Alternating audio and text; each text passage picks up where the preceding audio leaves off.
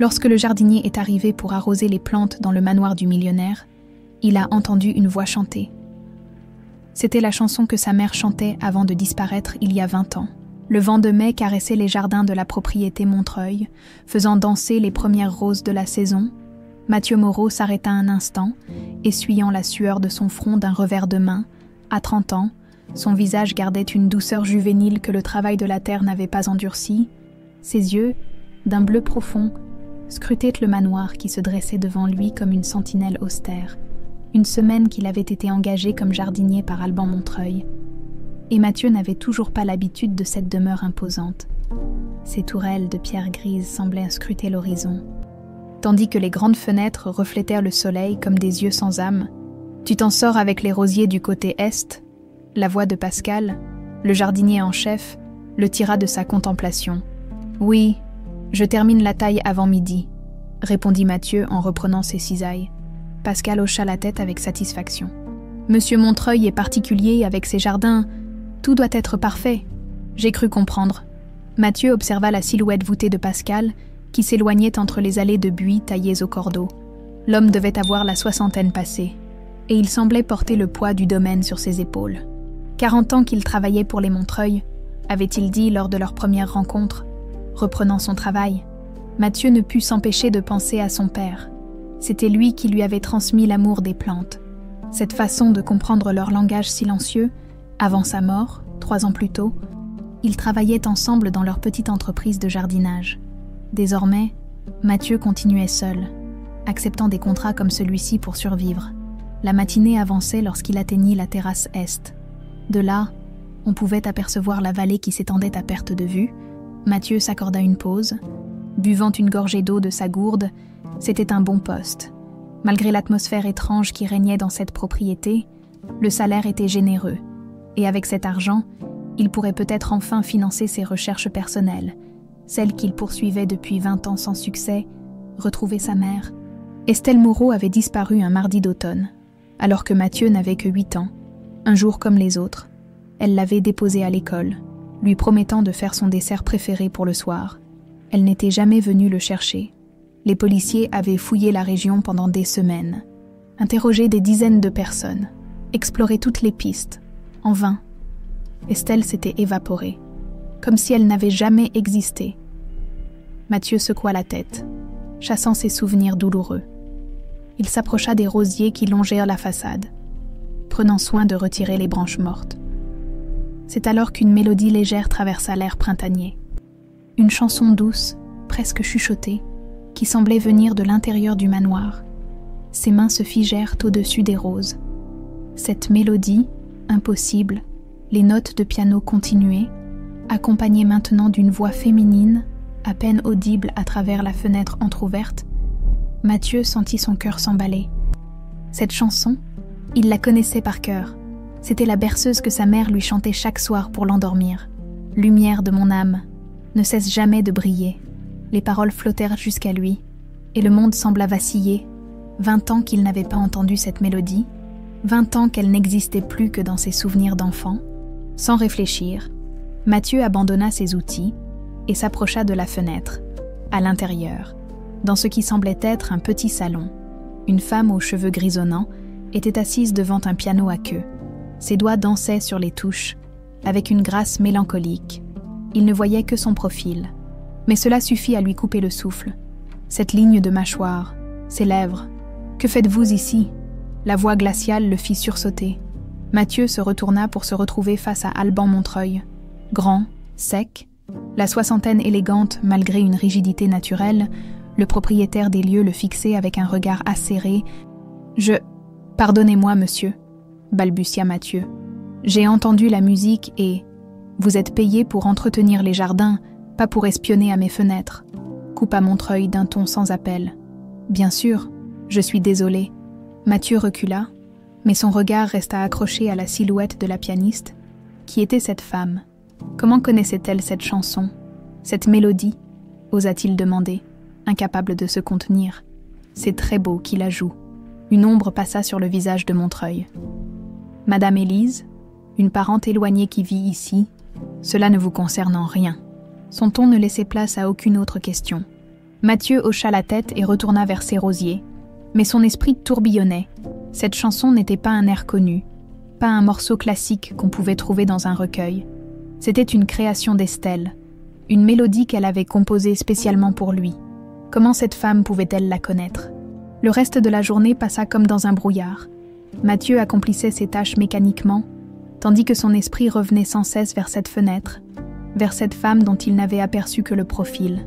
En fin d'après-midi, alors qu'il rangeait ses outils dans la remise, une voix douce l'interpella. « Vous êtes le nouveau jardinier, n'est-ce pas ?»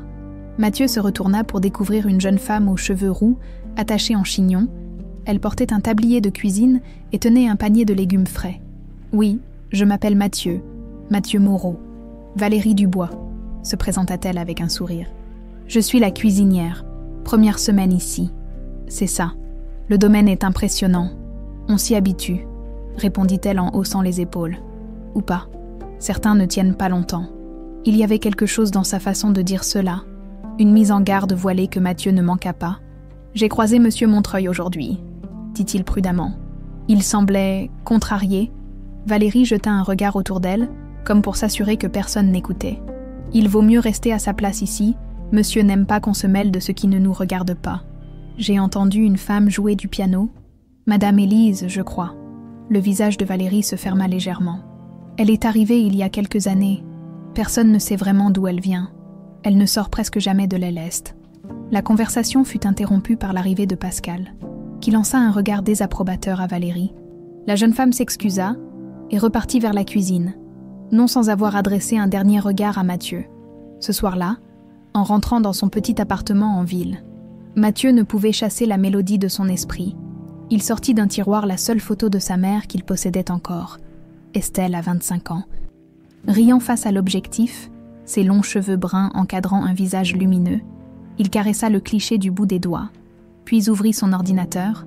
Dans la barre de recherche, il tapa « Famille Montreuil, plus histoire ». La nuit serait longue, mais pour la première fois depuis des années, Mathieu sentait une étrange chaleur l'envahir. Une sensation oubliée, presque douloureuse. L'espoir, les recherches nocturnes de Mathieu n'avaient pas donné grand-chose. La famille Montreuil était connue dans la région depuis des générations. Propriétaire de plusieurs entreprises textiles florissantes, Alban avait hérité de l'empire familial 30 ans plus tôt et vivait reclus dans le manoir depuis une quinzaine d'années. Les articles évoquaient vaguement un drame personnel, sans jamais préciser sa nature. Quant à cette Madame Élise, aucune trace. 3 jours s'étaient écoulés depuis l'incident de la fenêtre. Mathieu avait pris soin d'éviter l'aile est du manoir, se concentrant sur les jardins à l'ouest, tout en ressassant inlassablement cette mélodie qui le hantait. Ce matin-là, le ciel menaçait d'orage, et Pascal lui avait assigné le nettoyage des serres. « Mathieu !» La voix de Valérie le tira de ses pensées, alors qu'il traversait la cour pavée. La jeune femme lui fit signe depuis la porte de service. « Tu tombes bien ? J'ai besoin d'aide pour porter des provisions au garde-manger. » Il la suivit dans les cuisines bourdonnantes d'activité, où 2 aides s'affairaient déjà autour des fourneaux. « Prends ces caisses » murmura-t-elle en lui désignant des cartons remplis de légumes. « Le garde-manger est au fond du couloir. » Mathieu comprit rapidement que ce n'était qu'un prétexte lorsqu'elle referma la porte derrière eux dans la fraîcheur du garde-manger voûté. « J'ai pensé à notre conversation, » dit-elle à voix basse. « À propos de Madame Élise, j'ai surpris quelque chose hier qui pourrait t'intéresser. » Mathieu posa les caisses, soudain attentif. « Quoi donc ? Je l'ai entendu se disputer avec monsieur. Il lui reprochait d'avoir joué cette chanson à la fenêtre ouverte. Il semblait vraiment furieux. A-t-elle dit quelque chose sur l'origine de cette mélodie ? » Valérie secoua la tête. Elle a simplement répondu qu'elle jouait ce qui lui venait à l'esprit, mais elle hésita. C'est son regard quand il est parti. J'ai eu l'impression qu'elle me voyait dans l'entrebâillement de la porte et qu'elle voulait me dire quelque chose. Un frisson parcourut l'échine de Mathieu. « Je dois la rencontrer. » « Impossible. Monsieur garde l'aile est pratiquement verrouillé. Et crois-moi, il n'apprécie pas qu'on s'intéresse à sa cousine. » « Sa cousine ? Je croyais que c'était une parente éloignée. » Valérie haussa les épaules. « C'est ce qu'il raconte. Mais Charlotte, la femme de chambre qui travaille ici depuis 30 ans, m'a dit qu'elle n'avait jamais entendu parler d'elle avant son arrivée il y a 5 ans. » La conversation fut interrompue par des bruits de pas dans le couloir. Ils s'affairèrent autour des provisions. feignant l'indifférence lorsque l'une des aides cuisinières passa la tête dans l'embrasure de la porte.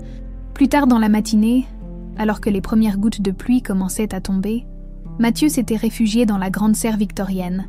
Les vitres embuées créaient un cocon verdoyant, isolé du reste du monde. Il s'occupait des orchidées rares qu'Alban collectionnait quand une silhouette apparut à l'entrée. Une femme se tenait là, enveloppée dans un châle gris, ses cheveux argentés noués en un chignon lâche. Elle hésita un instant avant d'entrer, puis referma doucement la porte derrière elle. Le cœur de Mathieu manqua un battement. Madame Élise, en chair et en os, de près, elle devait avoir une 60aine d'années. Mais son visage conservait une beauté délicate. Et ses traits, il dut se faire violence pour ne pas laisser transparaître son trouble. Malgré les rides et les années, c'était comme regarder le fantôme du visage sur la photographie qu'il gardait précieusement. « Bonjour », dit-elle d'une voix douce. « Vous devez être le nouveau jardinier. » Mathieu s'inclina légèrement, dissimulant son émotion. « Mathieu Moreau, madame, je peux vous aider. J'aime venir ici les jours de pluie, » répondit-elle en caressant la feuille d'un philodendron. « Les plantes me rappellent que la vie continue, même dans les endroits les plus improbables. » Il y avait une mélancolie dans sa voix qui serra le cœur de Mathieu. « Vous vous y connaissez en botanique ?» demanda-t-il, cherchant à prolonger la conversation. Un sourire fugace éclaira son visage. « Autrefois, peut-être, j'avais un petit jardin, il y a longtemps. Cette orchidée est particulièrement difficile à cultiver, dit-il en lui montrant la fleur qu'il venait d'arroser. Elle vient d'Amazonie et requiert un soin constant, mais sa floraison vaut l'effort. » Madame Élise s'approcha, observant les pétales délicats. Une odeur légère de lavande émanait d'elle, mêlée à quelque chose de plus subtil, un parfum qui réveilla en Mathieu des souvenirs enfouis. « On dirait une étoile tombée du ciel », murmura-t-elle. « Ma mère disait la même chose des fleurs rares », répondit-il, incapable de se retenir. Elle leva les yeux vers lui, une étrange lueur traversant son regard. « Votre mère doit être une femme sensible. Elle a disparu, il y a longtemps. » Un silence s'installa, lourd de non-dits. La pluie martelait désormais les vitres de la serre, créant une musique cristalline. « J'ai entendu votre musique l'autre jour, » osa-t-il enfin. « Cette chanson, elle est magnifique. » Le visage de Madame Élise se figea imperceptiblement. « Vous m'avez entendu jouer. Pardonnez mon indiscrétion. » C'était en passant près de la fenêtre de l'aile est. Elle détourna le regard, ses doigts jouant nerveusement avec son châle. « Ce n'est qu'une vieille mélodie sans importance. Elle me rappelle quelque chose, » insista doucement Mathieu, comme un souvenir d'enfance. Madame Élise semblait maintenant agitée. « Je dois rentrer. Alban n'aime pas que je m'absente trop longtemps. » Alors qu'elle se dirigeait vers la sortie, Mathieu osa une dernière question. « D'où vient cette chanson ?» Elle s'arrêta, la main sur la poignée de la porte. Sans se retourner, elle murmura. « Parfois, nos doigts se souviennent de ce que notre esprit a oublié. » Puis elle disparut sous la pluie battante, laissant Mathieu troublé et plus déterminé que jamais. Ce soir-là, après sa journée de travail, Mathieu ne rentra pas directement chez lui.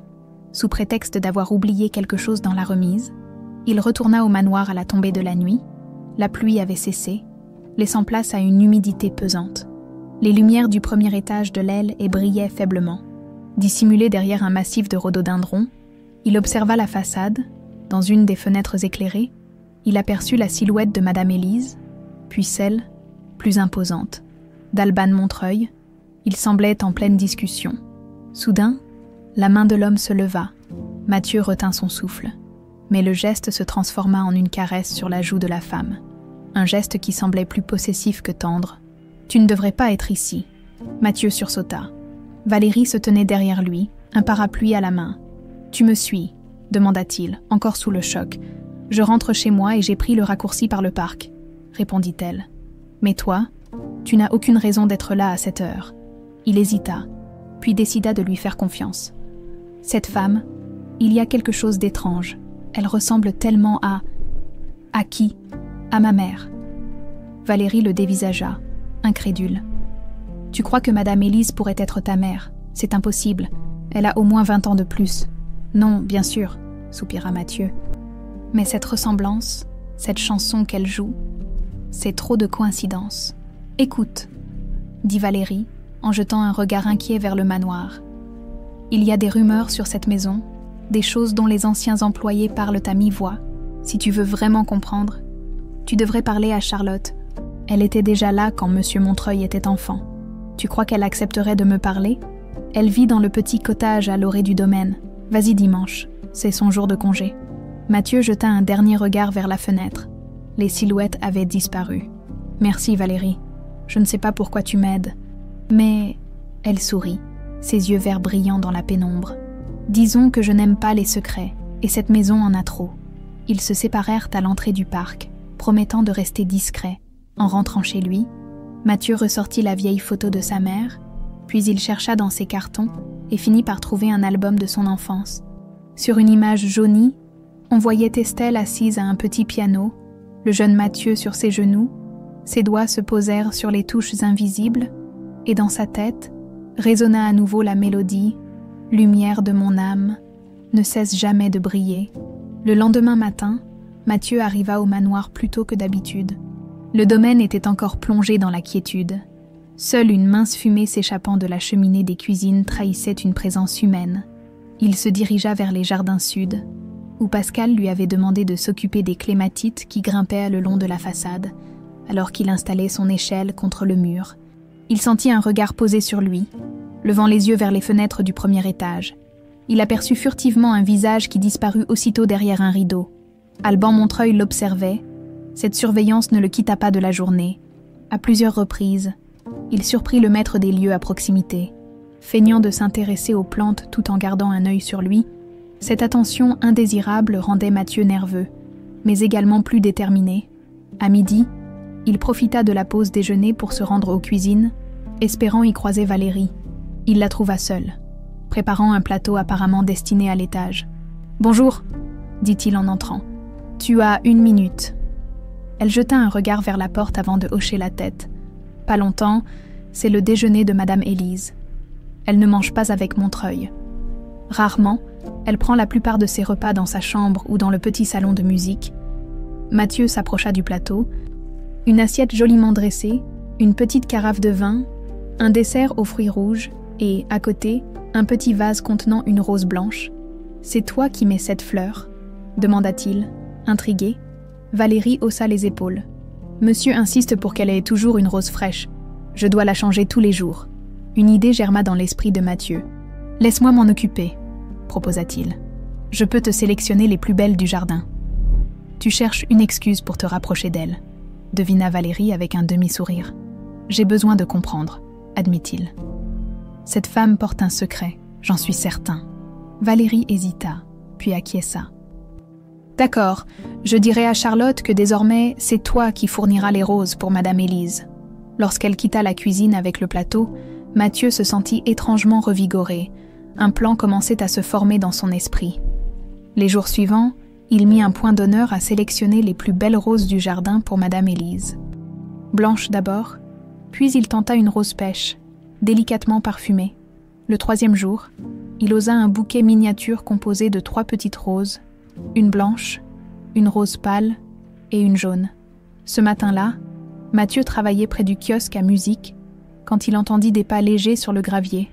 Madame Élise s'avançait vers lui, tenant dans ses mains le petit bouquet qu'il avait préparé. « Bonjour, Monsieur Moreau », dit-elle en s'arrêtant à quelques pas. « Je tenais à vous remercier personnellement pour ces fleurs. » Mathieu se redressa, essuyant ses mains terreuses sur son pantalon. « Ce n'est rien. Madame, je pensais qu'un peu de variété vous plairait. Ces couleurs... » Elle caressa doucement le pétale de la rose jaune.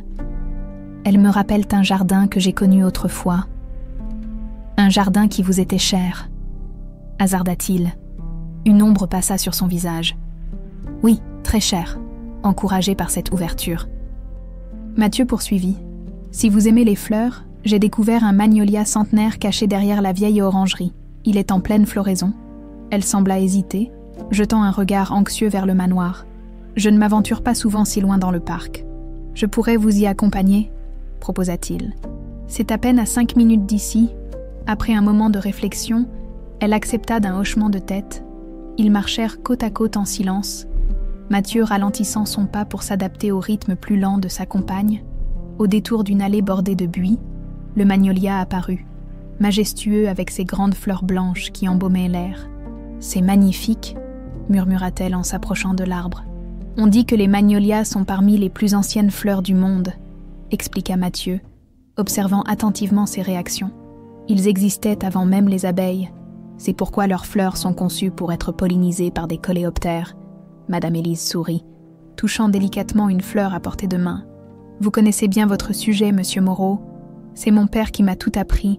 Et vous, d'où vient votre amour pour les plantes ? Son regard se perdit dans le vague. J'avais un petit jardin autrefois, rien de comparable à ceci, bien sûr. Bien, juste quelques rosiers, des tournesols pour mon... Elle s'interrompit brusquement, comme prise en faute. Pour votre fils, suggéra doucement Mathieu, le cœur battant. Elle se tourna vers lui, une lueur étrange dans le regard. Comment savez-vous ? Madame Élise ? La voix d'Alban Montreuil claqua comme un fouet. Il se tenait à l'entrée de l'allée, le visage fermé, les poings serrés. Alban, répondit-elle, soudain tendue, je prenais simplement l'air. Vous savez que l'humidité n'est pas bonne pour vos poumons ? Son regard glacial se posa sur Mathieu. Quant à vous, je ne vous paie pas pour distraire ma cousine de ses occupations. C'est moi qui ai insisté pour voir le magnolia, intervint Madame Élise. Mais Montreuil l'ignora, s'approchant d'un pas menaçant. Retournez à la maison, Élise, immédiatement. Elle baissa la tête et obéit, non sans avoir jeté un dernier regard à Mathieu. Un regard empli de regret, et, lui sembla-t-il, de peur. Une fois seul, Montreuil s'approcha davantage, envahissant l'espace personnel de Mathieu. Je ne sais pas à quoi vous jouez, Moreau, mais je vous conseille de vous en tenir à votre travail. Ma cousine est fragile et impressionnable. Je voulais simplement lui montrer le jardin, répondit Mathieu, s'efforçant de rester calme malgré la colère qui montait en lui. Je pourrais vous renvoyer sur le champ, menaça Montreuil. Pour avoir été courtois avec une dame âgée, cela ferait désordre auprès des autres employés. Non, les deux hommes se toisèrent en silence. Finalement, Montreuil recula d'un pas. Considérez ceci comme un avertissement, Moreau. Restez à votre place. Il tourna les talons et s'éloigna d'un pas raide. Laissant Mathieu seul sous le magnolia, la brise fit tomber quelques pétales blancs à ses pieds. Cette confrontation ne faisait que renforcer sa détermination. Quelque chose n'allait pas dans cette maison, et Madame Élise semblait prisonnière d'une cage invisible. Le dimanche arriva enfin. Suivant les indications de Valérie, Mathieu se rendit au petit cottage situé à la lisière du domaine. C'était une maisonnette coquette entourée d'un jardin bien entretenu. Charlotte, la femme de chambre, l'accueillit avec surprise mais sans hostilité. « Valérie m'a prévenue de votre visite », dit-elle en lui servant du thé dans sa cuisine chaleureuse. « Elle m'a dit que vous aviez des questions sur le manoir. »« Sur Madame Élise, plus précisément », précisa Mathieu. Son arrivée semble entourée de mystère. Charlotte, une femme robuste aux cheveux grisonnants et au regard vif, l'observa par-dessus sa tasse. « Pourquoi cela vous intéresse-t-il, vous venez à peine d'arriver ?» Mathieu hésita, puis décida de jouer carte sur table. Il sortit la photographie de sa mère et la posa sur la table. « Cette femme a disparu il y a 20 ans. C'est ma mère. » Charlotte prit la photo, l'examina attentivement, puis la reposa, le visage indéchiffrable. Elle ressemble beaucoup à Madame Élise, en effet. En plus jeune. Trop pour être une simple coïncidence, vous ne croyez pas ? La femme de chambre soupira profondément. « Écoutez, jeune homme, je travaille pour les Montreuil depuis 45 ans. J'ai vu des choses dans cette famille, des choses qu'il vaut mieux oublier. S'il vous plaît, insista Mathieu. Ma mère a disparu sans laisser de traces. Si Madame Élise a un quelconque lien avec elle, j'ai besoin de le savoir. » Charlotte sembla mener un combat intérieur, puis finalement se pencha vers lui. Madame Élise est arrivée il y a 5 ans, un soir, sans prévenir. Monsieur nous a présenté le lendemain en disant que c'était sa cousine venue vivre avec lui après des troubles personnels. Mais, l'encouragea Mathieu. J'ai travaillé pour les parents de Monsieur Alban. Je connais toute la famille. Et jamais, au grand jamais, je n'ai entendu parler d'une cousine nommée Élise. Après sa conversation avec Charlotte, Mathieu passa une semaine à observer discrètement le manoir et ses habitants. Il avait pris l'habitude de préparer chaque matin un petit bouquet pour Madame Élise, y glissant parfois un billet où il dessinait simplement une fleur différente. Un code silencieux s'était établi entre eux. Quand elle portait une des fleurs à son corsage, lors de ses rares apparitions dans le jardin, Mathieu savait qu'elle souhaitait lui parler. Ce jour-là, Mathieu aperçut Madame Élise près de la fontaine, une petite anémone bleue accrochée à son châle crème. Il s'approcha, feignant de s'occuper des buis alentour. « Le magnolia a encore plus de fleurs aujourd'hui », dit-il en guise de salutation. Elle sourit faiblement. « J'aimerais le revoir, mais Alban est particulièrement vigilant ces derniers temps, à cause de moi. Il n'aime pas les changements dans sa routine, ni les questions. » Mathieu s'apprêtait à répondre quand une voiture s'engagea dans l'allée principale. Une Jaguar noire qui s'arrêta devant le perron. Un homme en descendit, grand et élégant malgré ses 60 ans passés. Le visage de Madame Élise se figea. « C'est Pierre », murmura-t-elle. « Le frère d'Alban. » L'homme gravit les marches du perron, où Alban l'attendait déjà. Les deux frères échangèrent une accolade guindée, avant de disparaître dans le manoir. « Vous le connaissez bien ?» demanda Mathieu. « Il vient rarement, » répondit-elle, le regard toujours fixé sur l'entrée. « Seulement quand ?» Sa voix s'éteignit. « Quand quoi, Madame Élise ?» Elle secoua la tête. « Je dois rentrer. Il ne faut pas qu'il me voie dehors. » Avec un dernier regard, elle s'éloigna rapidement vers l'aile est du manoir. Mathieu resta pensif. La peur qu'il avait lue dans les yeux de Madame Élise à l'arrivée de Pierre Montreuil confirmait ses soupçons. Elle était bien prisonnière, d'une façon ou d'une autre. Plus tard dans la journée, alors qu'il rangeait des outils dans la remise, Valérie le rejoignit, visiblement agitée. « Tu as vu qui est arrivé ?» demanda-t-elle sans préambule. « Le frère de Montreuil, Pierre, c'est ça. » « Exact. Et devine quoi? La cuisine est en effervescence, dîner spécial ce soir, avec service dans la grande salle à manger. Ça n'était pas arrivé depuis des mois. Madame Élise sera présente. » Apparemment oui. J'ai dû préparer sa plus belle robe. Une robe bleu pâle qu'elle ne porte jamais. Mathieu se redressa, intrigué. « Tu peux accéder à sa chambre ?» Valérie écarquilla les yeux, comprenant son intention. « N'y pense même pas. Sa chambre est dans l'aile est, juste à côté de celle d'Alban. Tu pourrais juste jeter un œil, chercher des indices, des photos, n'importe quoi qui pourrait être renvoyé sans référence. Non merci. » Elle hésita, puis ajouta à voix basse. « Mais il y a peut-être un autre moyen, le bureau d'Alban. Il y sera occupé toute la soirée avec son frère. Tu as les clés ? » « Non, mais je sais où il les range quand il reçoit. » Ce soir-là, tandis que les frères Montreuil et Madame Élise dînaient, Mathieu se faufila par l'entrée de service. Valérie l'attendait dans le couloir désert. 15 minutes, pas plus, chuchota-t-elle en lui tendant une petite clé. Deuxième porte à droite après l'escalier principal, je monte le dessert et je fais le guet. Le bureau d'Alban Montreuil était une pièce austère aux murs couverts de livres anciens. Un lourd bureau en acajou trônait devant la fenêtre, impeccablement rangé à l'exception d'une pile de dossiers. Mathieu commença par fouiller les tiroirs, trouvant principalement des documents commerciaux sans intérêt. Il s'attaqua ensuite au classeur près de la cheminée, au 3e tiroir. Il découvrit une série de dossiers médicaux. Son cœur s'accéléra en voyant le nom sur les documents. Élise Montreuil, des ordonnances, des rapports de consultation, tous signés par un certain Dr. Lefort, psychiatre. Certains termes attirèrent en son attention.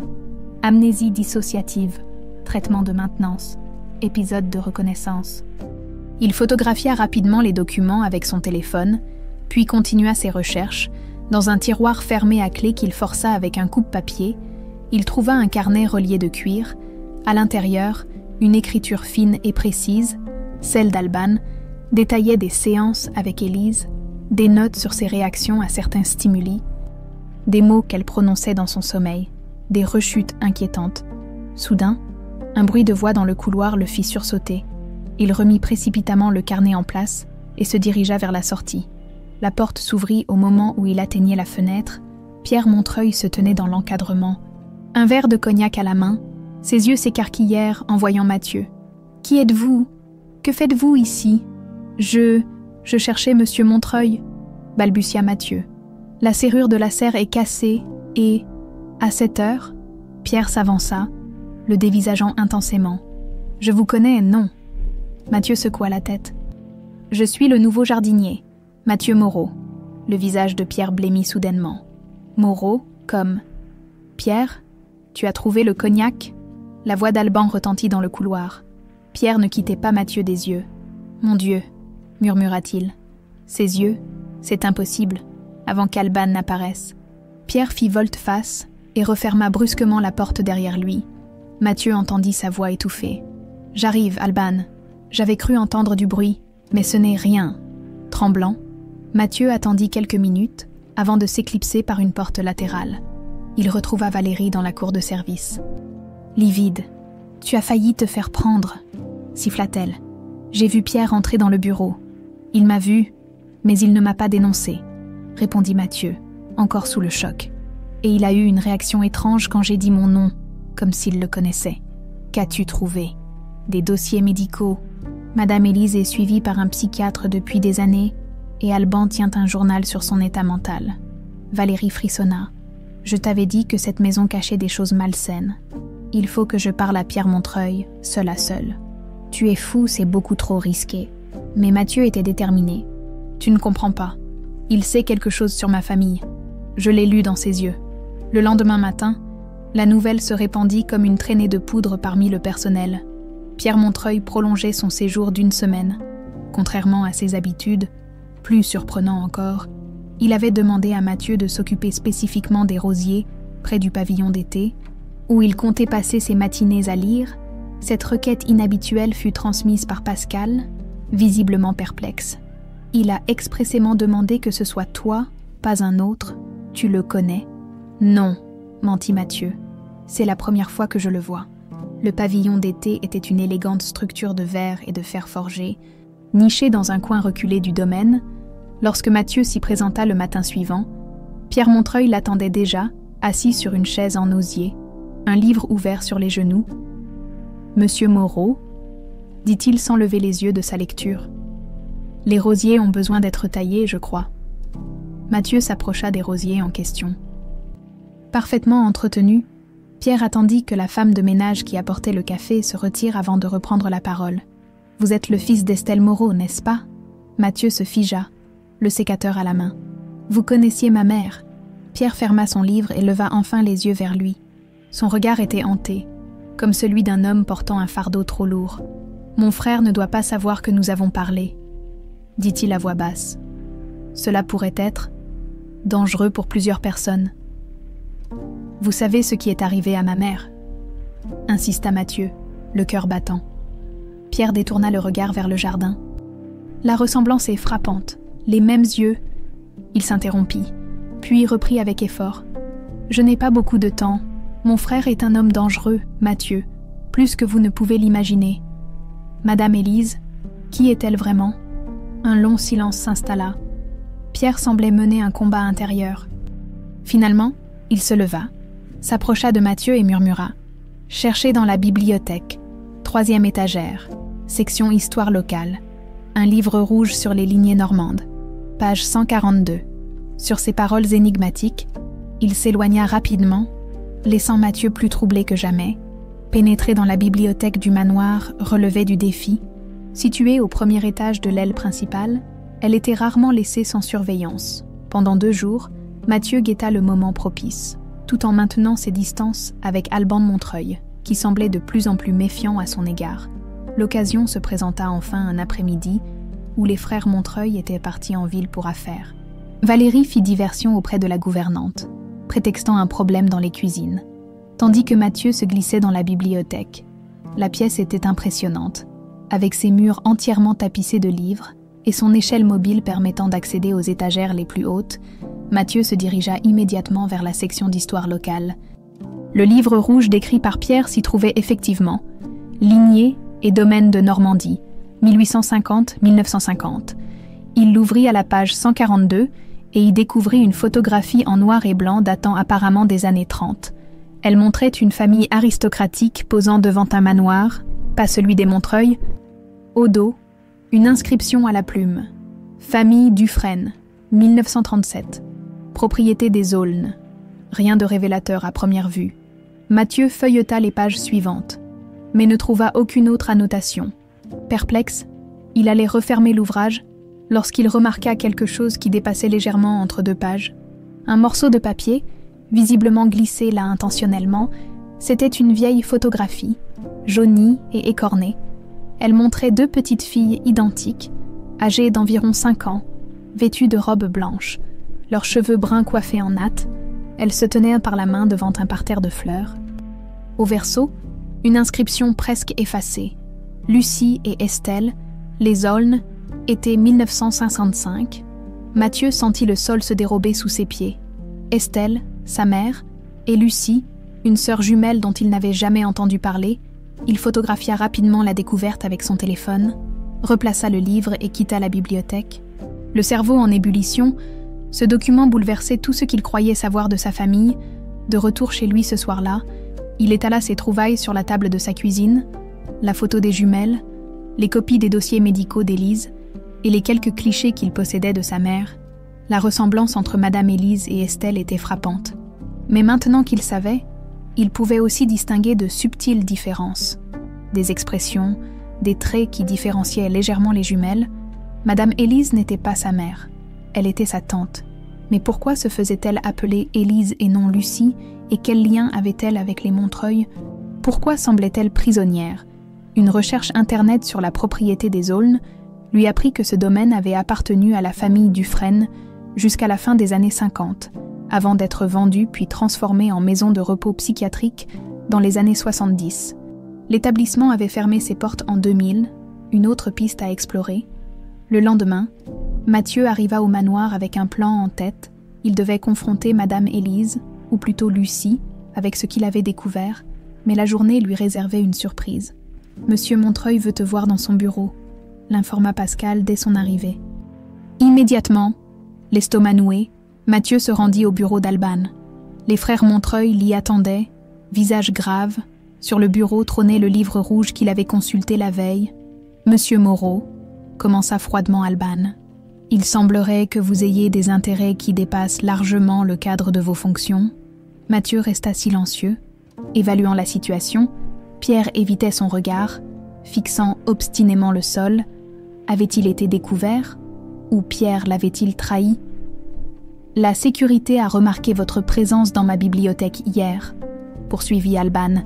« Une pièce strictement privée, comme vous le savez. » « Je cherchais un livre sur les rosiers anciens, » improvisa Mathieu.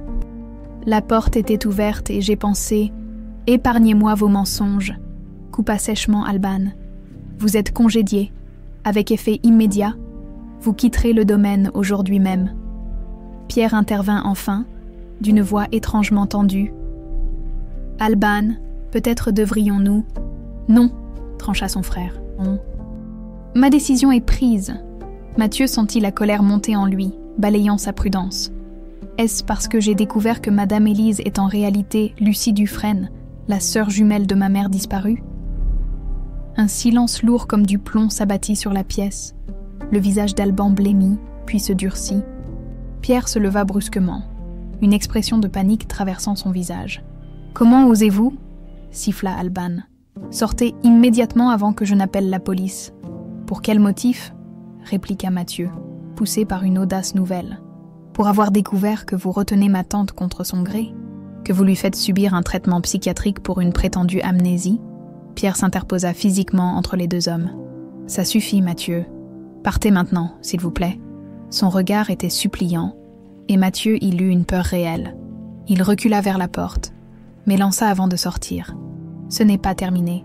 Je découvrirai ce que vous avez fait à ma mère. » Dans le couloir, il croisa Charlotte qui l'attendait, visiblement inquiète. « Viens, » murmura-t-elle, en l'entraînant vers une porte de service. « Prends tes affaires et pars, mais reviens ce soir à minuit, derrière les cuisines. Il y a quelqu'un qui veut te parler. » L'attente fut interminable.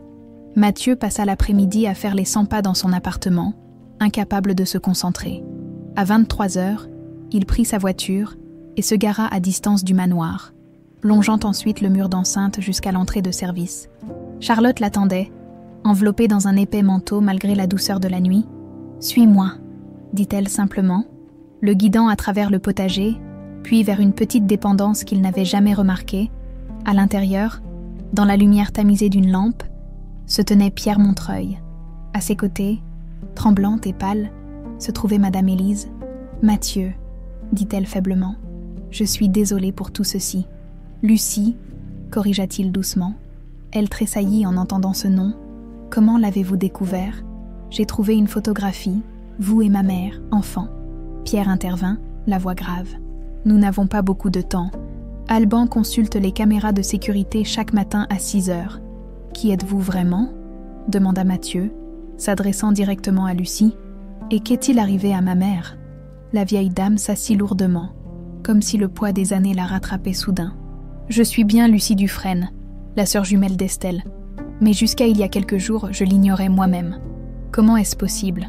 Elle a été droguée pendant des années, expliqua sombrement Pierre. Un cocktail de médicaments qui altère la mémoire et la perception. Mon frère lui a fait croire qu'elle avait été victime d'un accident, qu'elle souffrait d'amnésie. Mais pourquoi ? Lucie leva des yeux embués de larmes vers lui. Pour remplacer Estelle, pour créer une illusion, pour dissimuler ce qu'il a fait. Mathieu s'approcha, s'agenouillant devant elle. « Que savez-vous de ma mère » est-elle ? Il ne put terminer sa phrase. « Je ne sais pas » avoua Lucie. Mes souvenirs reviennent lentement depuis que Pierre a modifié mon traitement. Je me rappelle avoir grandi dans un couvent, croyant être orpheline, puis un accident en 1975, un long séjour aux Aulnes, l'institution psychiatrique, et puis le vide, jusqu'à ce qu'Alban me trouve et m'amène ici, me présentant comme sa cousine Élise. Un subterfuge, intervint Pierre, le visage ravagé par la culpabilité, pour dissimuler l'autre. Quel autre ? Demanda Mathieu, le cœur battant.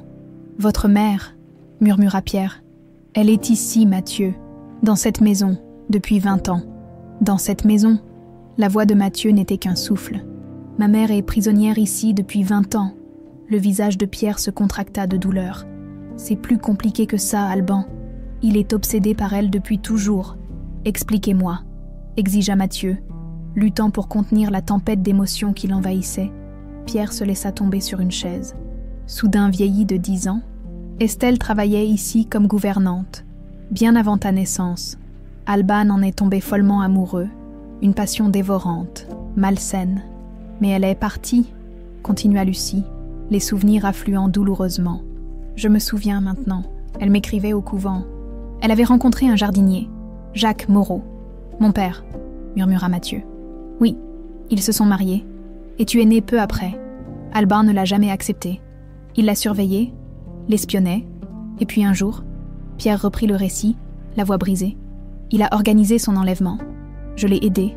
Que Dieu me pardonne. On devait juste lui faire peur, la convaincre de quitter ton père. Mais Alban avait d'autres plans. Il l'a gardée prisonnière, d'abord dans un chalet isolé en montagne, puis ici même, dans un appartement secret du manoir. Et vous avez laissé faire, s'indigna Mathieu. J'ai essayé de l'en dissuader, puis de m'éloigner de tout ça.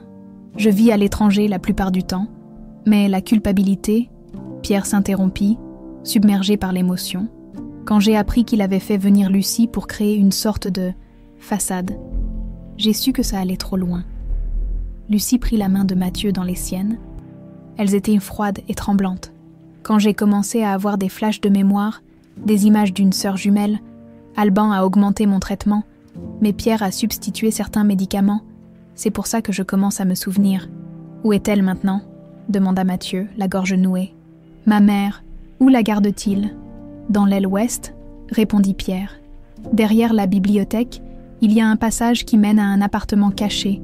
C'était autrefois une annexe pour les invités de marque. Alban l'a transformée en prison dorée. Et-elle ? Comment va-t-elle ? Un silence pesant s'installa. Ce fut Charlotte qui répondit finalement, d'une voix douce mais ferme. Elle est vivante, mais pas vraiment. Présente, les médicaments, l'isolement, la manipulation psychologique. Estelle vit dans une sorte de brouillard permanent. Elle joue du piano, lit les livres qu'Alban lui donne, mais c'est comme si son esprit s'était réfugié très loin. Mathieu ferma les yeux. Assimilant l'horreur de la situation, sa mère, celle qu'il avait cherchée pendant 20 ans, était à quelques mètres de lui, prisonnière non seulement de murs, mais de son propre esprit brisé. « Il faut la sortir de là », dit-il en se redressant. « Maintenant. »« Impossible », objecta Pierre. « Les accès sont verrouillés, sous alarme, et Alban ne la quitte pratiquement jamais plus de quelques heures.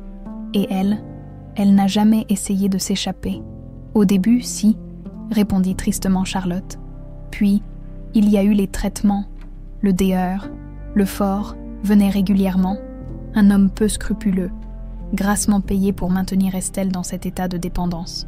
Mathieu se tourna vers Lucie, dont le visage reflétait maintenant une détermination nouvelle. « Êtes-vous prête à m'aider, à affronter Alban ?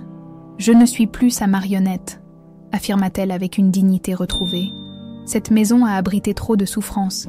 Il est temps d'y mettre fin. » Ils élaborèrent un plan, Charlotte, qui avait accès à toutes les parties du manoir, documenterait la disposition exacte de l'appartement secret. Pierre, quant à lui, proposerait à son frère un voyage d'affaires pour l'éloigner temporairement.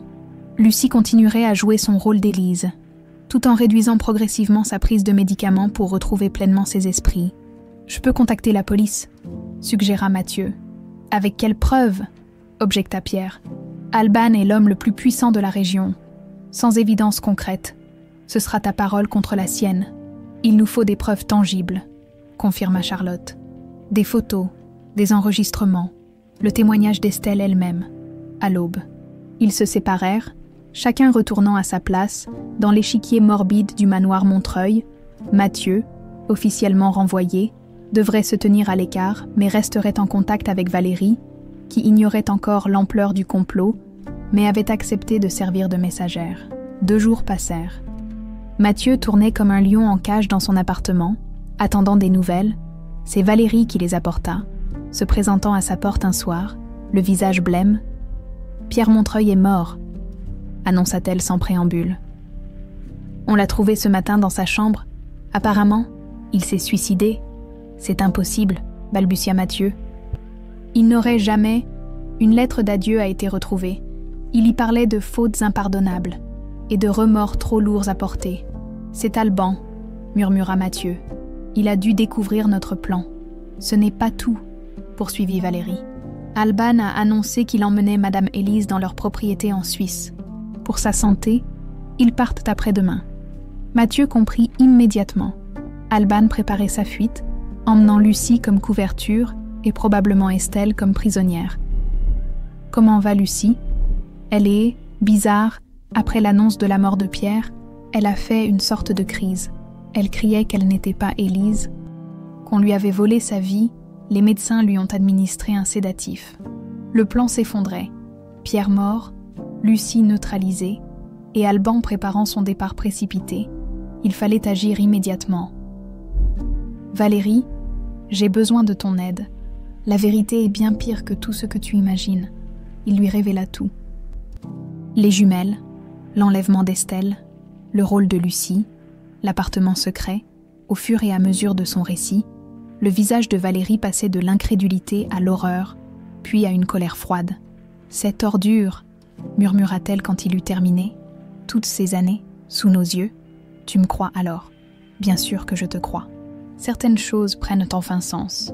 Les livraisons spéciales de médicaments, les visites secrètes du médecin. Cette aile ouest toujours fermée. Il nous reste moins de 2 jours, dit Mathieu. On doit trouver ma mère avant qu'Alban ne l'emmène. Ils décidèrent d'agir le soir même. Valérie retournerait au manoir et trouverait Charlotte pour obtenir les dernières informations sur l'appartement secret. Mathieu, pendant ce temps, contacterait un ami journaliste pour assurer une couverture médiatique immédiate en cas de découverte. Mais quand Valérie revint 3 heures plus tard, son expression annonçait une nouvelle catastrophe. Charlotte a disparu, sa chambre est vide, ses affaires aussi, comme si elle n'avait jamais existé. Mathieu sentit un froid glacial l'envahir. Et Lucie, sédatée dans sa chambre, sous surveillance constante d'une infirmière engagée par Alban, quant à lui, il ne quitte plus l'aile ouest, il a même fait installer un lit de camp dans son bureau. Leur dernière carte était la confrontation directe, risquée, désespérée, mais il n'avait plus le choix. « Demain soir, » décida Mathieu, « quand tout le monde dormira, on entrera par la serre, dont j'ai toujours la clé. Tu connais le manoir mieux que moi, tu pourras nous guider jusqu'à l'aile ouest. Et ensuite, on trouvera ce passage secret et on libérera ma mère. » Cette nuit-là, Mathieu ne dormit pas. Assis devant la vieille photo de sa mère, il se répétait en boucle la mélodie de son enfance. « Lumière de mon âme, ne cesse jamais de briller. » Demain, il la retrouverait enfin, quelle que soit sa condition, quel que soit l'état de son esprit après 20 ans de captivité, il la ramènerait à la lumière. Et Alban Montreuil paierait pour chaque jour de souffrance qu'il avait infligé. À l'aube, alors qu'il préparait son sac avec une lampe torche, des outils et son téléphone chargé, Mathieu reçut un message de Valérie. « Urgence. Lucie a réussi à me parler. Alban a avancé le départ à ce soir. Rendez-vous à midi derrière les serres. Le compte à rebours venait de s'accélérer. Midi moins 5. Mathieu se faufila dans le domaine par une brèche dans la haie qu'il avait repérée durant ses semaines de travail. Le ciel était chargé de nuages sombres, annonçant un orage imminent, une atmosphère parfaitement accordée à la tension qui l'habitait. Dissimulé derrière un massif de rhododendrons, il observa les allées et venues autour du manoir. Une activité inhabituelle régnait. Des valises étaient chargées dans le coffre d'une berline noire, tandis qu'un homme en costume, probablement un chauffeur, consultait sa montre avec impatience. « Ils partent plus tôt que prévu », murmura une voix derrière lui. Mathieu se retourna brusquement. Valérie se tenait là, le visage tendu, portant un tablier comme si elle était en plein service. « J'ai réussi à parler à Lucie pendant que l'infirmière était aux toilettes », expliqua-t-elle rapidement. « Elle est plus lucide aujourd'hui. Elle m'a donné ceci. » Elle lui tendit un petit carnet usé à la couverture en cuir rouge. « C'est son journal. Elle l'a tenu en secret depuis que Pierre a commencé à réduire ses médicaments. Il y a des détails sur la disposition de l'aile ouest et des souvenirs qui lui reviennent sur Estelle. » Mathieu feuilleta rapidement le carnet, des pages d'une écriture tremblante, des croquis, des fragments de mémoire, et glissé entre deux pages, une clé ancienne. « Elle dit que c'est la clé du secrétaire dans la chambre d'Estelle », précisa Valérie. « Apparemment, Alban y conserve des documents importants. Comment va-t-on entrer ? Le manoir est en pleine effervescence. Par le sous-sol, il y a une entrée de service que les jardiniers utilisaient autrefois pour apporter les légumes directement aux cuisines. Elle est condamnée depuis des années, mais la serrure est simple. Le plan était audacieux. Profiter de l'agitation du départ imminent pour s'infiltrer dans le manoir, trouver le passage secret et libérer Estelle avant qu'Alban ne l'emmène. Et s'il y a des gardes, s'inquiéta Mathieu. Il n'en a pas encore fait venir. Mes deux hommes sont arrivés ce matin pour aider au déménagement. Ils ont l'air de brutes, pas de déménageurs. Ils se mirent en route, longeant les murs du domaine jusqu'à atteindre une petite porte en bois dissimulée sous des années de lierre. Valérie sortit un trousseau de clés. Avantage d'être cuisinière. On a accès à tout ce qui concerne la nourriture. La porte s'ouvrit dans un grincement sinistre. Devant eux s'étendait un couloir humide sentant le moisi et la terre. Valérie alluma sa lampe torche, révélant un chemin de dalles inégal menant aux entrailles du manoir. Ces passages datent du XIXe siècle, chuchota-t-elle. Ils permettaient aux domestiques de circuler sans être vus des maîtres. Ils progressèrent en silence, montant et descendant des escaliers étroits, traversant d'anciennes réserves abandonnées. L'air devenait plus épais, chargé de poussière et de souvenirs oubliés. « Nous approchons de l'aile ouest », murmura Valérie en s'arrêtant devant une porte renforcée par des barres métalliques. Normalement, ce passage mène à un petit salon rarement utilisé. La porte était verrouillée, mais les gonds, rongés par l'humidité, cédèrent facilement sous la pression combinée de leurs épaules. Ils émergèrent dans une pièce aux volets fermés, meublée de fauteuils recouverts de drapes blancs, des silhouettes fantomatiques dans la pénombre. « La bibliothèque est à droite au bout du couloir », indiqua Valérie. D'après le journal de Lucie, le passage secret se trouve derrière la bibliothèque, dissimulé par une étagère pivotante. Ils avancèrent prudemment, tendant l'oreille au moindre bruit. Le manoir semblait presque désert, la plupart du personnel étant occupé aux préparatifs de départ dans l'aile est.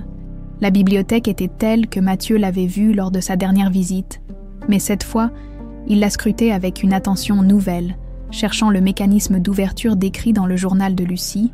« Là !» souffla Valérie, pointant vers une étagère légèrement en saillie par rapport aux autres. D'après ses notes, il faut tirer simultanément sur ces deux livres. Mathieu s'approcha des ouvrages en question. 2 volumes identiques d'une encyclopédie ancienne. En tirant délicatement, il entendit un déclic métallique. L'étagère entière pivota silencieusement, révélant un étroit passage plongé dans l'obscurité. Un escalier en colimaçon s'enfonçait dans les profondeurs du manoir. Ils descendirent lentement, marche après marche, jusqu'à atteindre un couloir lambrissé. Au bout, une porte en bois massif. « C'est ici », murmura Mathieu, le cœur battant à tout rompre. Il posa sa main sur la poignée, hésitant une fraction de seconde. De l'autre côté de cette porte se trouvait peut-être sa mère, celle qu'il avait cherchée pendant 20 ans. Quelle serait sa réaction en le voyant ? Le reconnaîtrait-elle seulement? Valérie posa une main rassurante sur son épaule. « Vas-y, je monte la garde ici. » La porte n'était pas verrouillée. Elle s'ouvrit sur un petit salon luxueusement meublé. Baigné dans une lumière tamisée, des tableaux ornèrent les murs, des vases débordèrent de fleurs fraîches, une cage dorée. « Maman !» appela doucement Mathieu. Seul le silence lui répondit. Il traversa le salon, découvrant une salle à manger, puis une chambre. Le lit était fait, impeccable, mais vide. Sur la coiffeuse, des flacons de parfum, des brosses et un cadre photo retourné face contre le bois, Mathieu le souleva et sentit ses jambes fléchir sous le choc. C'était une photo de lui, enfant, âgé d'environ 8 ans. « Elle n'est plus là », constata Valérie qui l'avait rejoint. Alban a dû la déplacer en prévision du départ. « Il y a un bureau là-bas », indiqua Mathieu en reprenant ses esprits. Le secrétaire dont parlait Lucie. Le meuble en question était un élégant secrétaire en acajou, fermé à clé. La petite clé du journal s'y adapta parfaitement. À l'intérieur, des liasses de documents, des rapports médicaux, des ordonnances et un carnet relié de cuir noir, le journal personnel d'Alban Montreuil. Mathieu l'ouvrit fébrilement. Parcourant les pages remplies d'une écriture serrée, le contenu glaça son sang. Alban y détaillait froidement sa relation avec Estelle, son état mental, ses progrès et ses rechutes. Comme s'il s'agissait d'une expérience scientifique, certains passages étaient d'une intimité malsaine, révélant l'obsession maladive de cet homme. « Mon Dieu !» souffla Valérie en lisant par-dessus son épaule. « C'est un monstre. Regarde ça !» dit Mathieu en pointant un paragraphe récent. « Il parle d'un nouveau départ en Suisse, dans une propriété isolée près du lac Léman, un endroit où il serait enfin tranquille, loin des curieux. Et ça, ajouta Valérie en tournant la page, il mentionne un problème Pierre définitivement réglé et des arrangements avec le DR, le fort, pour augmenter le traitement d'Estelle en prévision du voyage. Un bruit soudain les fit sursauter, des pas dans l'escalier en colimaçon. « Quelqu'un vient !» chuchota Valérie. « Vite, cachons-nous !» Ils eurent à peine le temps de se dissimuler dans une penderie que la porte du salon s'ouvrait. À travers l'interstice, Mathieu vit entrer Alban Montreuil, suivi par les 2 hommes que Valérie avait décrits comme des brutes. Entre eux, soutenus par les épaules, se trouvait une femme aux longs cheveux gris, vêtue d'une robe bleue. Elle avançait comme une somnambule, le regard vide. « Estelle », murmura involontairement Mathieu. Même vieilli, amaigri, le visage marqué par les années de captivité, il reconnut immédiatement sa mère. La ressemblance avec Lucie était frappante, mais il y avait quelque chose dans son expression, dans la courbe de ses lèvres, qui appartenait uniquement à la femme de ses souvenirs d'enfance. « Installez-la dans la voiture », ordonna Alban. « Assurez-vous qu'elle soit confortablement installée, mais attachez sa ceinture. Le sédatif devrait agir pendant tout le trajet jusqu'à l'aéroport. Et pour l'autre dame ?» demanda l'un des hommes. « Elle nous rejoindra dans la seconde voiture. Avec son traitement actuel, elle ne posera aucun problème. » Ils quittèrent l'appartement, entraînant Estelle avec eux, dès que la porte se referma. Mathieu bondit hors de la penderie. « Ils l'emmènent. On doit les suivre. »« Attends, » le retint Valérie. « On ne peut pas se précipiter. Ils sont 3. Et armés probablement, on a besoin d'aide. » Elle avait raison, mais le temps pressait. Mathieu empocha le journal d'Alban et quelques documents cruciaux. « J'appelle la police », décida-t-il. Avec ses preuves et le témoignage de Lucie, ils seront obligés d'intervenir. « Tu n'auras pas de réseau ici », objecta Valérie. « Il faut remonter. » Ils rebroussèrent chemin rapidement, traversant la bibliothèque puis le salon fantomatique. Au moment d'atteindre le couloir principal, des voix les figèrent sur place. « Allez chercher les derniers bagages dans la chambre de Madame Élise », ordonnait la voix d'Alban, « et vérifiez que personne ne traîne dans le manoir. » Pris au piège, ils reculèrent vers le salon abandonné et la porte des passages de service. C'était leur seul échappatoire. « On doit faire vite !» chuchota Valérie en refermant la porte derrière eux. « Ils vont bientôt partir. » Dans l'obscurité des passages secrets, ils coururent presque, guidés par la faible lueur de leurs lampes. Il leur fallait sortir, appeler du secours et intercepter les voitures avant qu'elles ne quittent le domaine. Une course contre la montre venait de commencer. Les passages secrets se transformèrent en labyrinthe, un croisement après l'autre. Mathieu et Valérie progressaient aussi vite que possible dans la pénombre. L'air était lourd, chargé de poussière et d'humidité. Tu es sûr que c'est le bon chemin ? Souffla Mathieu, alors qu'il s'enfonçait toujours plus profondément dans les entrailles du manoir. Ces passages forment un réseau complexe, répondit Valérie. Mais si je ne me trompe pas, celui-ci devrait déboucher près des écuries. Un grondement sourd résonna au-dessus de leur tête. L'orage qui menaçait depuis le matin éclatait enfin. La pluie s'abattait avec violence sur le domaine. Ils émergèrent finalement par une porte dissimulée dans un mur de pierre. Les écuries, modernisées mais conservant leur architecture d'origine, se dressaient à quelques mètres. La pluie tombait en rideaux denses, offrant un camouflage providentiel. Les voitures doivent être devant le perron principal, dit Valérie en essuyant l'eau qui ruisselait déjà sur son visage. Si on fait le tour par les jardins, on pourra les apercevoir sans être vus. Ils se faufilèrent entre les bosquets, progressant accroupis malgré la boue qui alourdissait leurs pas. Au détour d'une haie de buis, le spectacle qui s'offrit à eux confirma leurs craintes. 2 berlines noires stationnaient devant l'entrée, moteurs allumés. Des hommes chargèrent les derniers bagages dans les coffres malgré la pluie battante. Mathieu sortit son téléphone, protégeant l'écran de l'averse. « J'appelle la police. » Mais le réseau était instable, affaibli par l'orage. L'appel se coupa après quelques secondes. « Il faut agir maintenant, » décida-t-il. « Je ne peux pas la laisser partir. Qu'est-ce que tu comptes faire ? Ils sont nombreux et probablement armés. » Mathieu observa la scène avec attention. Par la vitre arrière de la première voiture, il distingua une silhouette. Sa mère, seule, apparemment inconsciente. La seconde voiture était encore vide. Quant à Alban et ses hommes, ils s'affairaient sous le porche, donnant des instructions aux derniers membres du personnel. « J'ai une idée, » dit-il en repérant une camionnette de jardinier garée près des remises. « Suis-moi. » Le véhicule n'était pas verrouillé, et Mathieu connaissait l'emplacement des clés, sous le pare-soleil. Comme Pascal le faisait toujours, il démarra en douceur, phares éteints. « Qu'est-ce que tu fais ?» s'alarma Valérie. « Je vais bloquer l'allée. Dès que ça tourne au chaos, tu cours vers la première voiture et tu en extrais ma mère. Emmène-la jusqu'aux écuries et cachez-vous. Je vous rejoindrai dès que possible. » Valérie hésita une seconde. Puis acquiesça. « Fais attention à toi. » Mathieu attendit que Valérie soit en position, puis enclencha la première. La camionnette s'élança, serpentant entre les allées secondaires pour déboucher soudainement sur l'allée principale, exactement entre les grilles et les voitures d'Alban.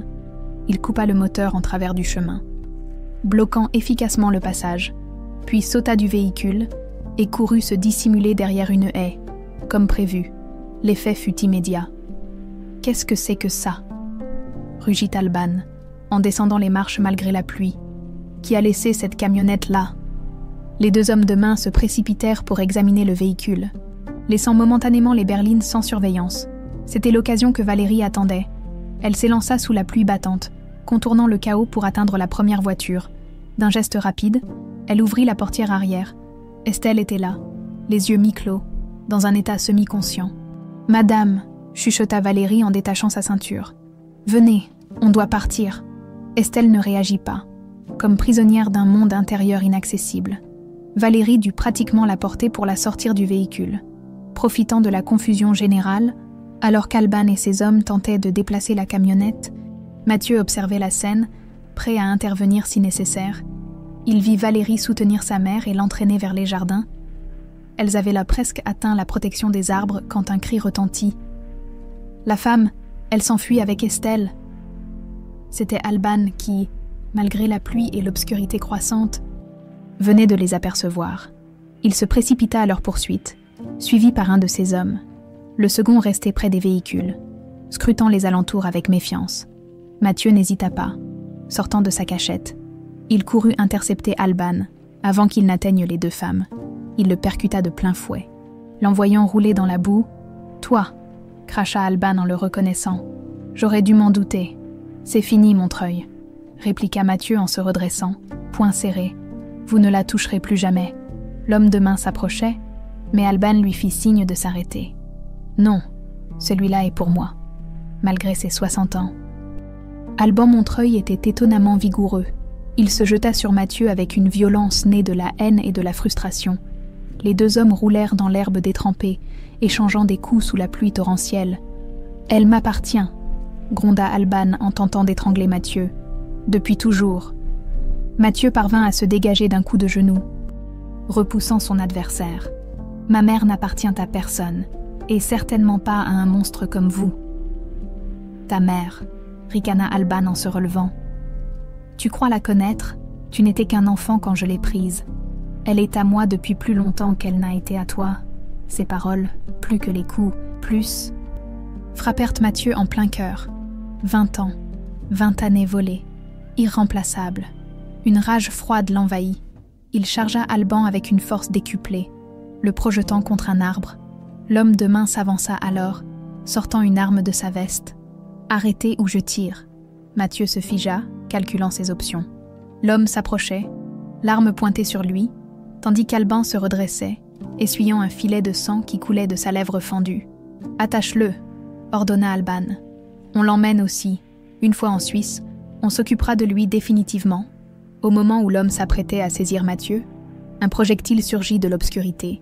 Frappant violemment sa main, l'arme tomba au sol dans un bruit mat. Lucie se tenait là, tremblante mais déterminée, une branche à la main. « Assez, Alban !»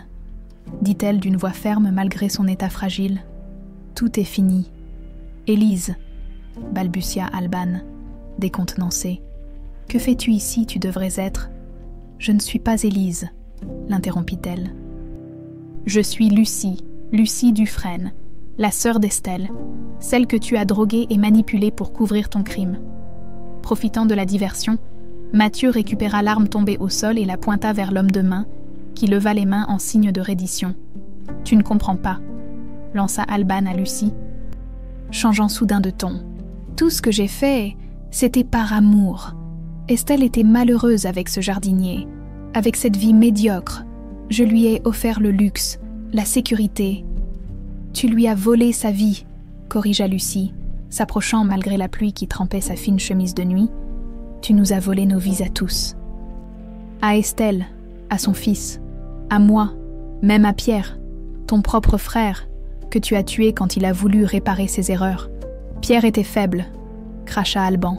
« Il n'a jamais compris ce qu'est le véritable amour, ce qu'on est prêt à faire pour le protéger. »« Ce n'est pas de l'amour, » intervint Mathieu. « C'est de l'obsession, de la possession, de la folie. » Des sirènes retentirent au loin, se rapprochant rapidement. Quelqu'un avait dû appeler la police. Peut-être Valérie, après avoir mis Estelle en sécurité. Le visage d'Alban se décomposa. Il jeta un regard vers sa voiture, évaluant ses chances de fuite. Puis, dans un mouvement désespéré, il se jeta sur Lucie, l'attrapant par le bras. « Tu viens avec moi » siffla-t-il. « Tu es mon assurance. »« Non » cria Mathieu, en braquant l'arme vers lui. « Lâchez-la » Mais il ne pouvait tirer sans risquer de blesser Lucie. Alban reculait, entraînant la vieille dame vers la seconde voiture, où le chauffeur attendait toujours. C'est alors qu'une silhouette surgit de l'obscurité.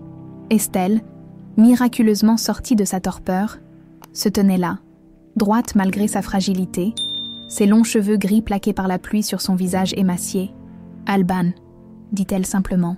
Sa voix, que Mathieu n'avait pas entendue depuis 20 ans, figea tout le monde sur place.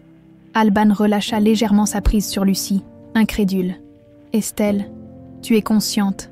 Je l'ai toujours été, » répondit-elle d'une voix étrangement calme. « Quelque part, au fond de moi, prisonnière, mais consciente, j'attendais ce moment depuis 20 ans. » Les sirènes étaient maintenant toutes proches. Des gyrophares illuminèrent la grille d'entrée du domaine. Dans un dernier acte de désespoir, Alban lâcha Lucie et courut vers Estelle, comme pour la récupérer. Mathieu s'interposa, protégeant sa mère de son corps. « Ne la touchez plus jamais » gronda-t-il. Le premier policier franchit la grille au moment où Alban, comprenant que tout était perdu, s'effondrait à genoux dans la boue.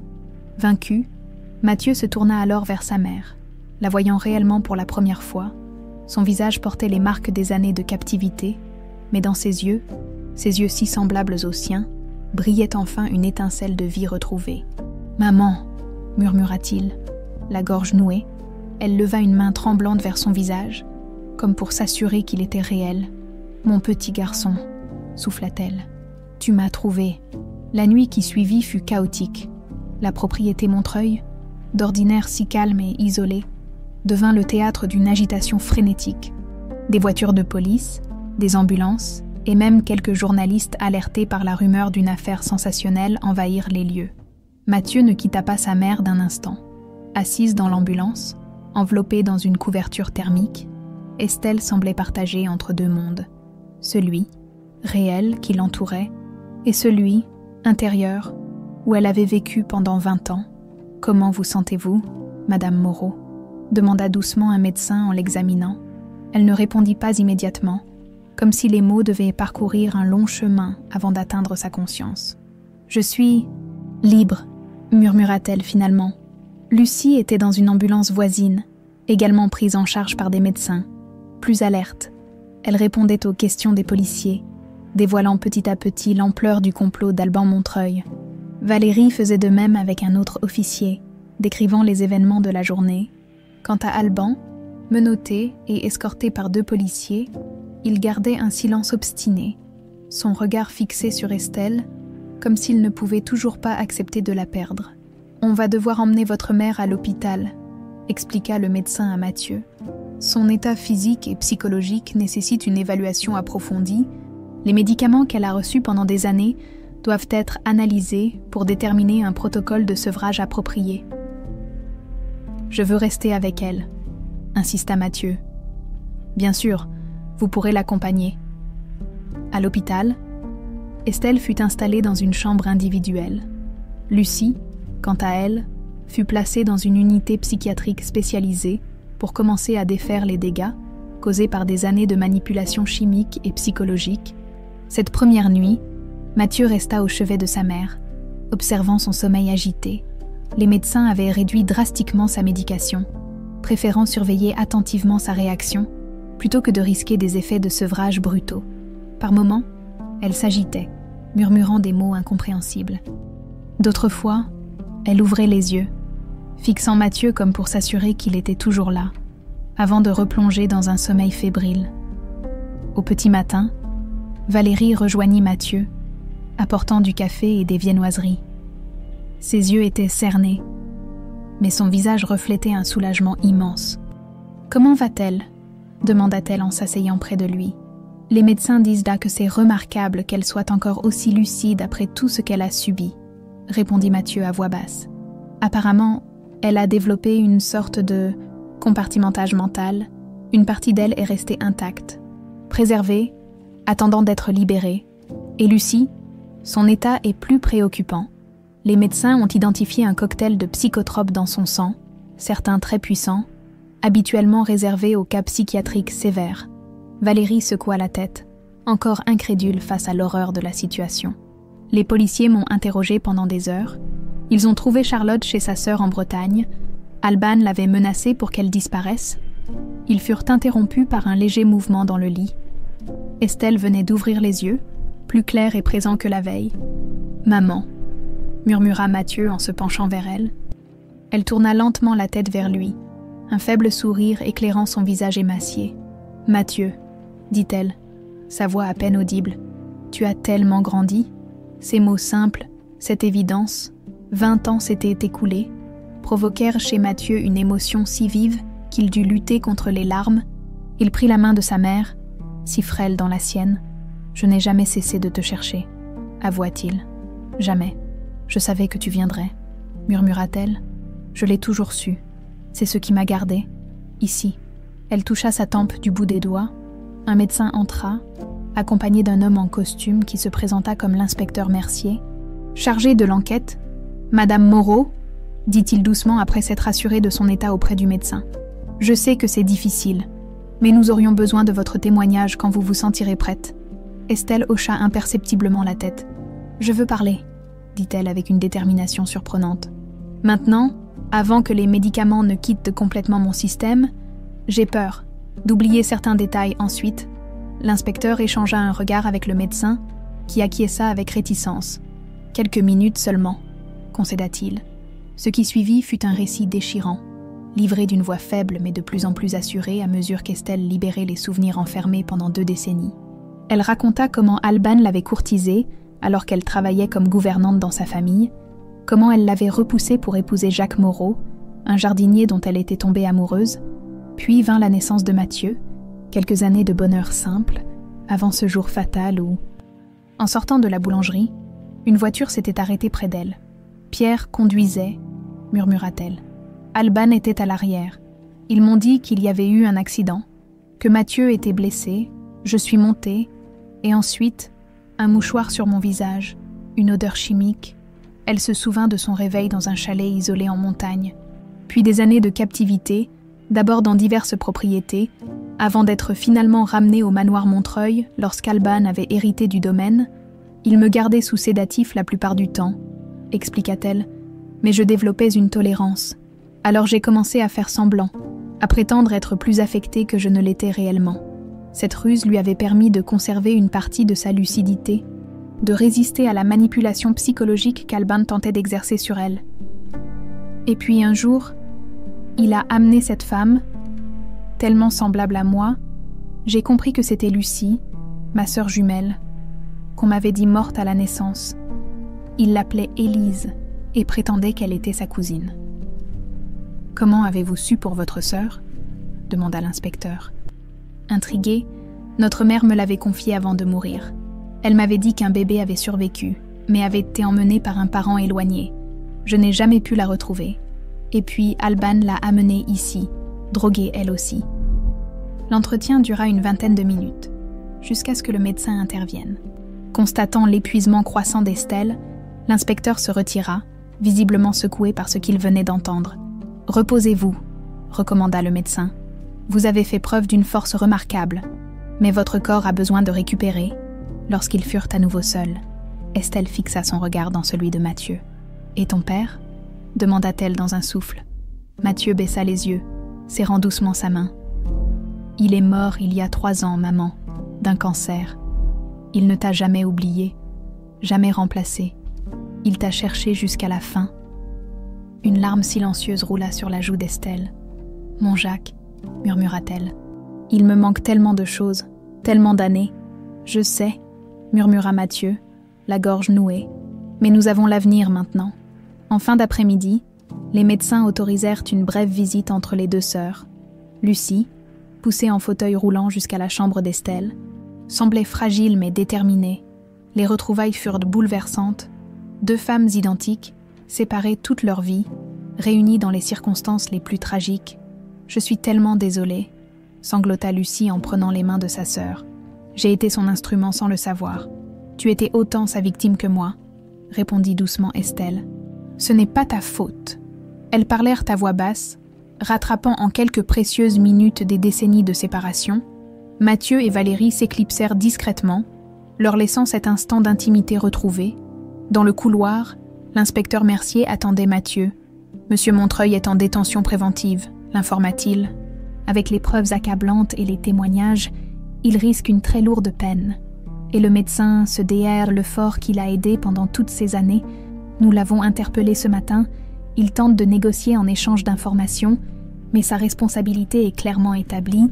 Le soir venu, alors que les sédatifs naturels commençaient à faire effet, Estelle attrapa la main de Mathieu qui somnolait sur la chaise à côté de son lit. « Chante-la pour moi », murmura-t-elle. « La chanson, notre chanson. » Mathieu hésita, la gorge nouée par l'émotion, puis commença doucement. « Lumière de mon âme, ne cesse jamais de briller. » Sa voix tremblait légèrement, mais les paroles revenaient naturellement, comme si elle n'avait jamais quitté son cœur. Estelle ferma les yeux, un sourire paisible éclairant son visage pour la première fois. Quelque chose se dénouait en elle, une libération plus profonde que celle de son corps. Dans la pénombre de la chambre d'hôpital, mère et fils reconstruisaient un pont par-dessus l'abîme des années perdues. La lumière, enfin, commençait à briller à nouveau. 6 mois plus tard, l'automne avait paré les arbres de couleurs flamboyantes, dans la cour d'un bâtiment moderne aux grandes baies vitrées. Un homme s'affairait autour d'un parterre de fleurs fraîchement plantées. Mathieu se redressa, essuyant la sueur de son front, malgré la fraîcheur de l'air. Le panneau à l'entrée, encore neuf, indiquait « Institut Estelle, centre d'aide aux familles de personnes disparues ». « Ces chrysanthèmes sont magnifiques », commenta Valérie en s'approchant. 2 tasses de café fumantes à la main. « Tu as vraiment hérité du talent de ton père. » Mathieu sourit en acceptant la boisson chaude. « J'essaie de créer un jardin qui change à chaque saison. Je veux que les gens qui viennent ici trouvent toujours quelque chose qui fleurit, qui espère. » Leur relation s'était approfondie au fil des mois. Valérie avait été un pilier durant la longue convalescence d'Estelle et la bataille juridique qui avait suivi. Naturellement, elle était devenue la coordinatrice administrative du nouvel institut. Tandis que Mathieu s'occupait des relations avec les familles et de l'aménagement des lieux. « Ta mère est déjà arrivée », annonça Valérie. Elle prépare son discours pour l'inauguration. L'ouverture officielle de l'Institut Estelle était prévue pour l'après-midi. L'affaire Montreuil, comme l'avaient baptisé les médias, avait fait grand bruit dans tout le pays, déclenchant une vague de soutien inattendu, des dons, des volontaires. Des messages de solidarité avaient afflué, permettant à ce projet de voir le jour bien plus rapidement que prévu. Mathieu se dirigea vers le bâtiment principal, une ancienne école rénovée, grâce aux fonds récoltés et à une partie des dommages et intérêts obtenus lors du procès d'Alban Montreuil. Ce dernier avait été condamné à 20 ans de prison ferme, 1 année pour chaque année volée à Estelle. Dans une petite salle baignée de lumière, Estelle était assise devant une table, griffonnant sur un carnet. À 58 ans, elle paraissait plus âgée à cause des épreuves endurées. Mais les 6 mois écoulés lui avaient rendu une partie de sa vitalité. Ses cheveux, toujours gris, étaient coupés en un carré élégant qui adoucissait ses traits. Sa silhouette s'était remplumée, et une lueur vive animait désormais son regard. « Comment va le discours ?» demanda doucement Mathieu. Elle leva les yeux et sourit. Chaque fois qu'elle le regardait ainsi, Mathieu ressentait un mélange de joie et de douleur. La joie des retrouvailles, la douleur des années perdues. « J'hésite encore sur certains passages, » répondit-elle. « Je veux être honnête, sans être alarmiste, porteuse d'espoir sans créer d'illusions. » La rééducation d'Estelle avait été remarquable. Après un sevrage médicamenteux difficile, elle avait progressivement reconquis son autonomie, d'abord physique, puis psychologique. Les psychiatres parlèrent d'une résilience exceptionnelle, d'une force intérieure peu commune. « Lucie arrive à quelle heure ?» demanda-t-elle. « Son train entre en gare à midi. J'irai la chercher. » La relation entre les deux sœurs s'était reconstruite lentement. Lucie vivait désormais dans un petit appartement en ville. À proximité de l'institut où elle travaillait bénévolement 3 jours par semaine, animant des groupes de parole pour les familles, sa récupération avait été plus lente, plus chaotique aussi, mais chaque jour amenait de petites victoires. À midi, Mathieu retrouva sa tante sur le quai de la gare. Elle portait un tailleur bleu pâle et un foulard coloré, un contraste saisissant avec l'image qu'il gardait de Madame Élise dans ses tenues austères au manoir Montreuil. « Tu as l'air en forme », la salua-t-il en l'embrassant. « Les nouvelles séances de thérapie mènent beaucoup », répondit-elle. « Et j'ai commencé à peindre, figure-toi, des paysages, surtout des horizons ouverts. » Sur le trajet du retour, elle lui parla de son projet, créer une fondation spécialisée dans l'aide aux victimes de manipulations psychologiques et d'emprise. « J'ai reçu le courrier du notaire hier », expliqua-t-elle. La vente du manoir est finalisée. Après la condamnation d'Alban, le domaine Montreuil avait été saisi puis vendu aux enchères. Une partie de la somme avait été versée aux 2 sœurs à titre de dédommagement. Ni Estelle ni Lucie n'avaient voulu y remettre les pieds, préférant le laisser partir avec ses sombres secrets. À 14h, la cérémonie d'inauguration débuta. Une centaine de personnes s'étaient rassemblées, des représentants d'associations, des familles de disparus, quelques personnalités politiques locales et des journalistes. Pascal, l'ancien jardinier en chef du manoir, était venu avec sa femme. Là, Charlotte aussi était présente, discrète mais rayonnante dans sa nouvelle liberté. Mathieu fit une brève introduction, expliquant la mission de l'Institut, soutenir les familles de disparus, les aider dans leurs recherches, leur offrir un accompagnement psychologique et sensibiliser le public à cette cause souvent négligée. Puis ce fut au tour d'Estelle de prendre la parole. Un silence respectueux s'installa tandis qu'elle s'avançait vers le pupitre. Elle prit une profonde inspiration avant de commencer. « Il y a 1 an encore, j'étais prisonnière, pas seulement de murs et de serrures, mais d'un système qui permet à des êtres humains d'en faire disparaître d'autres. Pendant 20 ans, j'ai existé dans un monde parallèle, à quelques kilomètres seulement de mon fils qui me cherchait sans relâche. » Sa voix était posée, presque sereine, malgré la gravité de ses paroles. La disparition est une forme particulière de deuil. Un deuil sans corps, sans cérémonie, sans certitude. Ceux qui restent sont suspendus dans un entre-deux cruel, incapables d'avancer, incapables d'accepter C'est cette souffrance spécifique que notre institut veut accompagner. Elle expliqua les différents services proposés, l'aide juridique, le soutien psychologique, la coordination avec les services de police, les recherches généalogiques pour les cas anciens. Notre histoire, celle de ma sœur Lucie et la mienne, est exceptionnelle par sa conclusion. La plupart des disparitions ne connaissent pas de dénouement aussi définitif, mais chaque famille mérite d'être accompagnée dans sa quête de vérité, quelle qu'elle soit. Elle conclut par un message d'espoir qui fit monter les larmes aux yeux de nombreux participants. J'ai survécu parce qu'une partie de moi refusait de s'éteindre.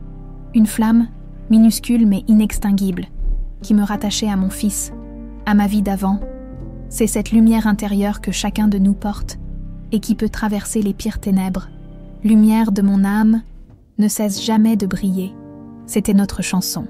À Mathieu et moi, aujourd'hui, elle devient notre devise, notre engagement envers tous ceux qui cherchent encore.